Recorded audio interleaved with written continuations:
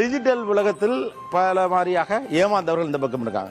இன்னொரு பக்கம் இந்த டிஜிட்டல் வேர்ல்டு பத்தின எக்ஸ்பர்ட்ஸும் கொஞ்சம் பேர் இங்க வந்திருக்காங்க. இந்த ஏமாற்றல பாத்தீங்கன்னா நாங்க ஏற்கனவே சில நிகழ்ச்சிகள் எல்லாம் பேசியிருக்கோம். ஏமாத்த பத்தி விதவிதமாக ஏமாந்தவர்கள் கூட ஒரு ஷோ பண்ணிருக்கோம். நீங்க என்ன ஏமாந்தீங்க இந்த டிஜிட்டல் வேர்ல்டு? செல்போன் டவர் கம்பெனிக்காரங்க டவர் வைக்கணும்னு சொல்றாங்க. அட்வான்ஸ் வந்து 25 lakhs கேஷ் தரேன் இருக்காங்க. அவங்களுக்கு வந்து ஃபர்ஸ்ட் ஒரு 5,000 ப்ராசஸிங் சார்ஜஸ்க்காக அக்கௌண்ட்ல டெபாசிட் பண்ண சொல்றாங்க அப்படின்னு அப்பா சொன்னாங்க. நீங்க என்ஓசி வாங்கணும் உங்க லேண்டுக்கு 42,500 rupees பே பண்ணணும்னு சொன்னாங்க. உடனே டக்குனு எங்க அங்கிளுக்கு போன் அடிச்சிட்டேன். நிறைய கம்ப்ளைண்ட் ரெஜிஸ்டர் ஆயிருக்கு அந்த கம்பெனி பேர்ல. கிட்டத்தட்ட ஒரு 20 போட்டோஸ் வாட்ஸ்அப்ல அனுப்புறாரு. ஃபைனலி அந்த 5,000 போச்சு. வந்து ஒரு கிரெடிட் கார்டு ஒன்று அப்ளை பண்ணி வாங்கிட்டேன். என் ஃபோனுக்கு 2 நாள் கழிச்சு மெசேஜ் வருது, உங்க மெயில் ஐடி வந்து தப்பா இருக்குது, உங்க மெயில் ஐடி மாத்தணும் அப்ளை பண்ணிருந்தீங்கல்ல, இன்னைக்கு அது வந்து ஃபைனல் ப்ரொசீஜர் இருக்கு, இன்னைக்கு முடிச்சிடலாம் அப்படி. இங்க சாயின் ப்ரூவ் பண்ணுறது உங்க சிவி நம்பர் சொல்லுங்க அப்படின்னு என்ன பண்ண, சிவி நம்பர் லூஸ் தமா சொல்லிட்டேன். ஓடிபி வரட்டும் அப்போ பிடிப்போம் இவனுங்கன்னு சொல்லிட்டு சொல்லி முடிச்சுட்டு பாக்குற டிங்கு டிங்குன்னு 2 மெசேஜ் காலை கட் பண்ணிட்டாங்க. 70 ரூபா போய் சரவணா ஷாப்பிங் மால் ஓஎம்ஆர்ல வச்சிருக்கோம். இந்த கேரளா கர்நாடகா அந்த பசங்களாம் வருவாங்க. அப்பப்போ ஜாமான் வாங்கிட்டு டிக் மார்க் வருமா, சரி மெசேஜ் லேட்டா வரும்னு விட்டுருவோம். கிரெடிட் ஆகாது, பட் டிக் மார்க் உங்கள்ட்ட காட்டி வந்துடும். லாஸ்ட்ல பார்க்கும்போது ஸ்டேட்மெண்ட் எடுத்து பார்க்கும்போது பேங்க்ல பணமே 2 மாசம் ஏமாந்த பிறகு 3ஆம் மாசம் கனெக்ட் பண்ணோம். அமௌண்ட் எவ்வளவு லாஸ்ட்? 2,74,000 ரூபாய். அடங்கம்மால. அதுக்கப்புறம் இந்த ஆப் பேமெண்ட்லாம் வச்சிருக்கீங்களா இல்லையா? வச்சிருக்கோம். யார் வந்தாலும் சரி மெசேஜ் வந்த பிறகு தான் அனுப்புவோம்.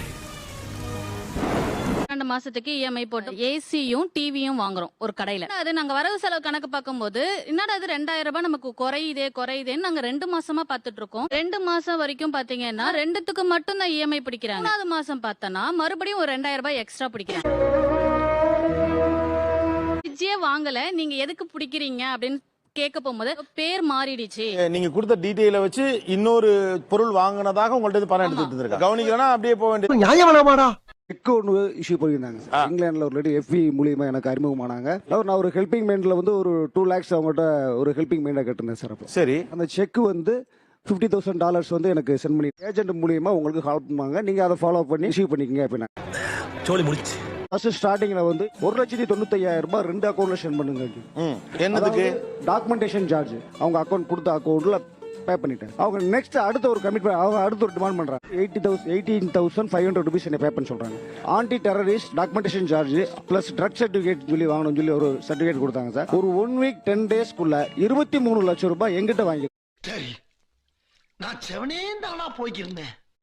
எனக்கு என்ன புரியலன்னா, நீங்க கேட்டது 2 லட்சத்துக்கு வழி இல்லாம தானே கேட்டீங்க. கேட்டது சார். உங்ககிட்ட ஏது இவ்வளவு காசு? என்னுடைய அத்தனை காரு லேண்ட் அடமானம் வச்சு எல்லாம் வச்சு இன்னைக்கு செஞ்சு இன்னைக்கு 40 லட்சம் ரூபாய் நான் இழந்து நிக்கிறேன். கோர்ஸ்க்காக நெட்ல சர்ச் பண்ணிட்டு ஃபீட்பேக் ஏதாவது என்கொயரி இருந்தா கேளுங்க. ஜாவா கிளாஸ் போறதுக்காக நீங்க ஃபர்ஸ்ட் 18,000 பே பண்ணணும். உங்களுக்கு கன்ஃபார்மா வந்து நாங்களே ட்ரைனிங் 3 மாசம் ஜாவா ட்ரைனிங் கொடுத்து உங்களுக்கு பிளேஸ்மெண்ட்டும் நாங்களே பண்ணி நான் போய் ஜாயின் பண்ணேன். அந்த இன்ஸ்டியூட்லயே நான் மட்டும் தான் படிக்கிறேன். எனக்குன்னு ஒரே ஒரு மேம் தான் வந்தாங்க, ஜாவா எடுக்கிறதுக்கு ஒரு மேம் வந்தாங்க. கிளாஸ் போ லேட் ஆயிடுச்சு. அந்த மேம் கால் பண்ணாங்க, என்னடா இன்ஸ்டியூட் பூட்டி இருக்கே வரலையா அப்படின்ட்டு. அதுக்கப்புறம் கால் பண்றோம், அந்த 2 நம்பருமே வந்து சுவிட்ச் ஆஃப். அப்ப அவங்களே சும்மா உங்களுக்கு படிப்புமே ஏமாத்தி வெயிட் லாஸ்க்காக ஒரு வீடியோ பார்த்துட்டு இருந்தேன் Facebookல. இந்த மாதிரி வெயிட் லாஸ்க்கு என்ன பண்ணலாம் அப்படின்ட்டு அவன் வந்து கமெண்ட் பண்ணேன். அடுத்து வெயிட் லாஸ் என்னாச்சு? கால் பண்ணி பேசினேன். கொஞ்சம் கொஞ்சமா அமௌண்ட் கேக்குறேன்.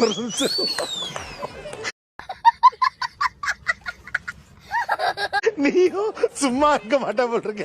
ஒரு 10 daysக்கு அப்புறம் என்னன்னு பார்த்தா வரவங்கள்ட்டையும் என்ன வச்சு விளம்பரம் பண்றாங்க. நானும் வேற வழியில ஆமா 4 நாள்ல 3 kg குறைஞ்சிருக்கு அப்படின்னு நானுமே ஃபேக்கா சொன்னேன். அடங்கம்மால.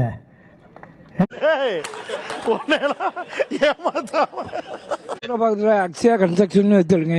பர்ச்சேஸ் பண்றதுக்கு ஏடிஎம்ல போடுறேன். ஏடிஎம்ல ரூபா எடுக்க முடியல. பார்த்தா என் அக்கௌண்ட்ல இருந்து முதல் ₹1 பிடிக்கும், உடனே ₹400 பிடிக்கும். எல்லாம் என் கண்ணு முன்னாடியே ரூபா போயிட்டு பேங்க் ஓபன் பண்ணோடனே போய் பேசுவேன். பிசினஸ் பண்றாங்க இல்லையா, அந்த அக்கௌண்ட்ல தான் ரூபா போடுவாங்க.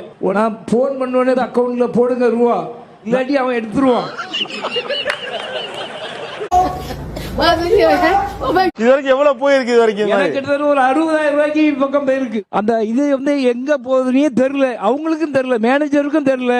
இப்படி ஒரு லூப் ஹோல் இருக்குன்னா அதை பேங்க் அட்ரஸ் பண்ண முடியாது. இப்ப இந்த டெக்னாலஜி இப்ப யாருக்கு உபயோகமா இருக்கு? உங்களுக்கா இல்ல ஏமாத்துறவனுக்கா? தெரியல. பேங்க்லயே 50 கோடி 1 கோடின்னு பேங்கோட ஷிஃப்ட் நெட்வொர்க்ல இருந்து எடுத்துட்டு போறாங்க. அப்ப அதுக்கு என்ன ஆக்ஷன் நடந்திருக்கு? அதான் கேக்குறேன். ஒரு ஃப்ராட் பண்றவனுக்கு அது பயன்படும்னா ஒரு டெக்னாலஜிங்கிறது எனக்கும் யூஸா இருக்கணும்ல. இவ்வளவு டெக்னாலஜி வச்சிருக்க பேங்க் அல்லது சௌரியம் வச்சிருக்க பேங்க்குக்கே முடியல. அவர் என்ன பண்ணுவாரு? அடங்கொம்மால இவர்கள் சொன்னதை தாண்டி கண்ணுக்கு தெரியாமல் நாம் எப்படியெல்லாம் ஏமாந்து கொண்டிருக்கிறோம், எங்கெல்லாம் ஏமாந்து கொண்டு வேவ் கார்டுன்னு ஒரு வந்திருக்கு சார். நம்ம பின் நம்பர் போடவே வேண்டாம். அந்த ஸ்வைப்பிங் மிஷின் பக்கத்துல கார்டை கொண்டு போனாலே போறோம். சைனால இருந்து ஸ்பைவேர் ஸ்கிம்மிங் டிவைஸும் இன்னும் இம்போர்ட் ஆகும். கூட்டமா இருக்கிற பஸ்ல 4 சென்டிமீட்டர் கேப்புங்கிறது it's not a big deal. அந்த ஸ்பைவேர் ஸ்கிம்மிங் டிவைஸை போன்ல எனேபிள் பண்ணிக்கிட்டு ரொம்ப ஈஸியா எடுத்துட முடியும். என்னடா அப்படி இறங்கிட்டீங்க டேய்? ஸோ ஆக்சுவலி அந்த சார் சொன்னாங்க லோன் வந்து ஆட்டோமேட்டிக்கா 2 மினிட்ஸ் அப்படிலாம் ஆகாது. ஸ்கேனிங் ஆப்லாம் வச்சிருக்க கூடாது.